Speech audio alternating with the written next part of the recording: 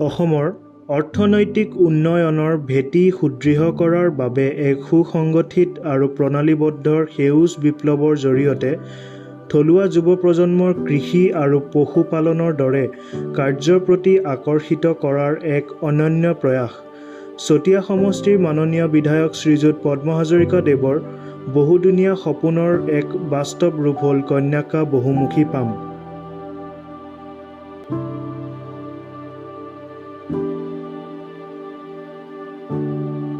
নৈসৰ্গিক পৰিৱেশৰ মাজেৰে আহি আজি আমি কন্যাকা বহুমুখী পামত উপস্থিত হৈছোহি। তো ৱেলকাম টু প্ৰেক্ষাপট প্ৰডাকশ্যন। তো আজি মই উপস্থিত আছোঁ কন্যাকা বহুমুখী পামত আৰু মোৰ লগত আজি এই মুহূৰ্তত উপস্থিত আছে মতি কুমাৰ নেৱাৰ ছাৰ। তেওঁ হয় জেনেৰেল ছেক্ৰেটেৰী কন্যাকা ফাৰ্মৰ। ছাৰ, বহুত ধন্যবাদ আমাৰ এই শ্ব'টোত অহাৰ বাবে। এণ্ড প্ৰথমতে মই আপোনাক সুধিব বিচাৰোঁ যে এই কন্যাকা ফাৰ্মখন কিমান বিঘা মাটি বা কিমান এৰিয়াত ডিভাইড কৰা আছে? এনেই এইটো আমি 4টা পাৰ্টত ভাগ কৰিছোঁ। ইয়াত 3000 বিঘাৰ এবভ 3000 বিঘা মাটি এতিয়া আমাৰ আছে। আৰু গোটেই ফাৰ্মখনত আমি ফিচাৰী, ডায়েৰী আৰু এগ্ৰিকালচাৰ এইকেইটা ভাগৰ উপৰিও আমি অন্যান্য হৰ্টিকালচাৰৰ লগত অন্যান্য সেইখিনি ৰাখিছোঁ। আৰু ওচৰতে আপোনাৰ নামঘৰ, এটা ধৰ্মীয় এস্থেটিক ভেলুৰ কাৰণে ৰাখিছোঁ। বাহিৰৰ পৰা অহা হেৰিৰ কাৰণে গেষ্টৰ কাৰণে গেষ্ট হাউচখিনি বনাইছোঁ, ৰেষ্টুৰেণ্টৰ ব্যৱস্থা কৰিছোঁ। আৰু এটা টুৰিজিমৰ এটা লৈ এটা গোটেই 3000 বিঘা মাটিত আমি এটা কাম কৰি আছোঁ। হয়, আমি এই ডকুমেণ্টৰীখনত ফাৰ্মৰ বহুত কিছুমান বিভিন্ন টাইপৰ এৰিয়া কভাৰ কৰিছিলোঁ। চ' এইটো আপোনালোকে দেখা পাব। তাৰ আগতে মই সুধিব বিচাৰিছোঁ যে কন্যাকা নামটো ক'ৰ পৰা দিলে, মানে মনত কেনেকৈ আহিলে? আচলতে ইয়াত আমাৰ এই ফাৰ্মখনৰ নাম আচলতে ভৰলীপৰীয়া কন্যাকা বহুমুখী পাম। ওচৰতে ভৰলী নদীখন আছে। ভৰলী নদীখনৰ সৃষ্টিৰ এটা ইতিহাস আছে।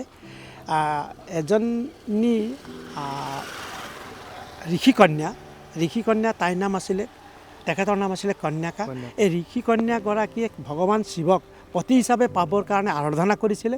আৰু সেই আৰাধনা কালত যেতিয়া পাৰ্বতীয়ে দেখিলে যে কন্যাকাই শিৱক লৈ ল'ব পাৰে, সেইকাৰণে কন্যাকাক পাৰ্বতীয়ে ক'লে যে তুমি যদি সঁচাই শিৱ ভগৱানক যদি পতি হিচাপে পাব খোজা, তেতিয়াহ'লে তুমি তোমাৰ অশ্ৰুৰ জৰিয়তে, চকুলৰ জৰিয়তে এখন নদীৰ সৃষ্টি কৰি বিশ্বনাথত থকা বৰলা শিলটো চুই দিব পাৰা, তেতিয়া তুমি নিব পাৰা।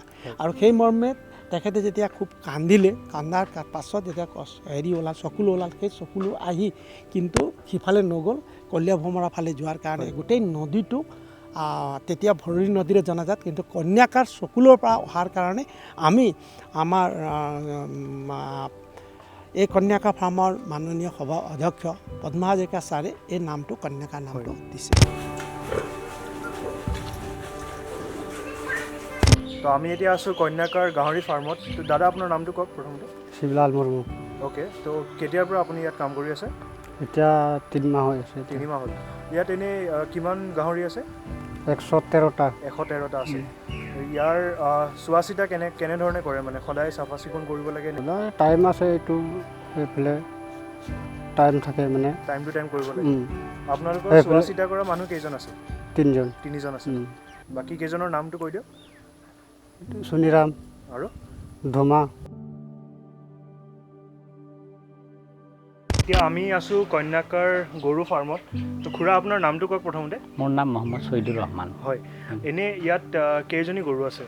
ইয়াত টোটেল আমাৰ জাৰ্চি আছে 97, তাৰপিছত লোকেল আছে 167, আৰু আমাৰ নতুনকৈ গুজৰাটৰ পৰা গিৰ গাই আহিছে 56। এনেই গাখীৰৰ পৰিমাণটো কেনেকৈ, প্ৰতিদিনে কিমান লিটাৰ? গাখীৰৰ প্ৰতিদিনে আমাৰ 250 লিটাৰ গাখীৰ আমি প্ৰতিদিনে আমাৰ। আৰু ক'ৰ পৰা, মানে ইয়াৰ গাখীৰটো ক'ৰলৈ যায়? মানে এনেই শুনাৰ মতেতো তেজপুৰলৈ যায়। আৰু আমাৰ ইয়াৰ গাখীৰটো এনেই আমাৰ কন্যাকা ডায়েৰী হৈছে। কন্যাকা ডায়েৰীৰ পৰাই আমাৰ পেকেটিং হৈ আমাৰ নগাঁৱতো যায়, তেজপুৰত যায়, বিশ্বনাথ চাৰিআলি, গুৱাহাটীতো গৈ আছে শেহতীয়াকৈ। এনেই কেইজন কৰ্মচাৰী আছে ইয়াত কাম কৰি আছে? ইয়াত টোটেল আমাৰ কৰ্মচাৰী 7জন আছে। 7জন আছে, মানে আমাৰ গোটেই, আৰু লোকেলত 2জন আছে। টোটেল আমাৰ 9জন কৰ্মচাৰী ইয়াত কাম কৰি আছে।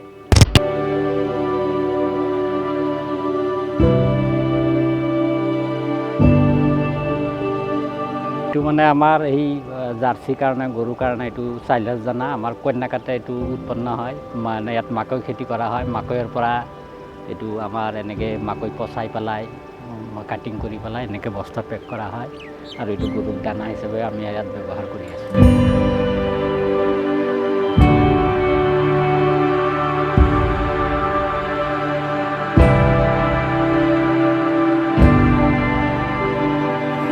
আপোনাৰ নামটো কওক প্ৰথমতে। মোৰ নাম শ্ৰী কাজী মহন্ত। হয়, এনেই আপুনি ইয়াত কিমান দিনৰ পৰা কাম কৰি আছে?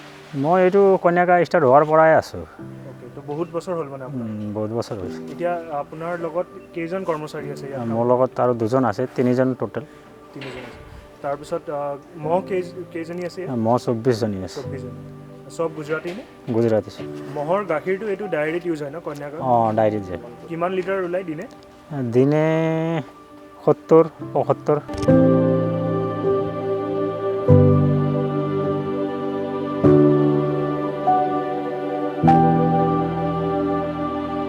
প্ৰথমতে খুৰা আপোনাৰ নামটো কওকচোন।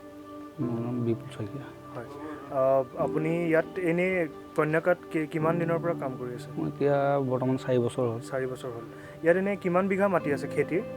খেতি আমি কৰাটো লগভগ আছে 1200 বিঘামান। 1200। ঠিক আছে। ইয়াত এতিয়া বৰ্তমান কি কি খেতি আছে?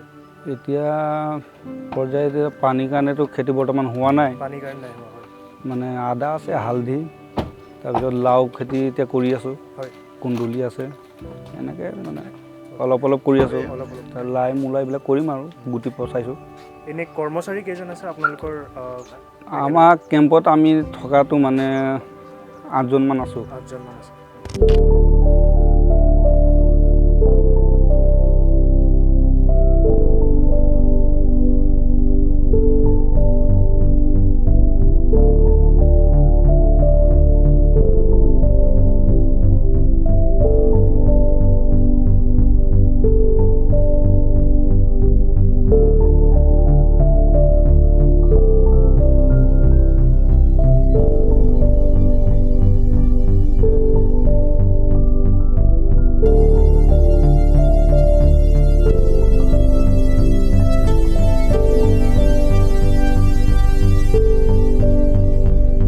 প্ৰথমতে বৰ্তা আপোনাৰ নামটো জনাব আমাক।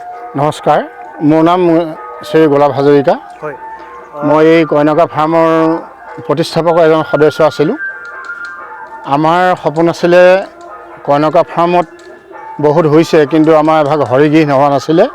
এতিয়া আমাৰ এই সপোন মাননীয় আমাৰ জননেতা বিধায়ক পদ্ম হাজৰিকাই আমাৰ অনুৰোধ ৰক্ষা কৰি আমাৰ এই হৰিগৃহটুকুৰ আমাক বনাই দিলে।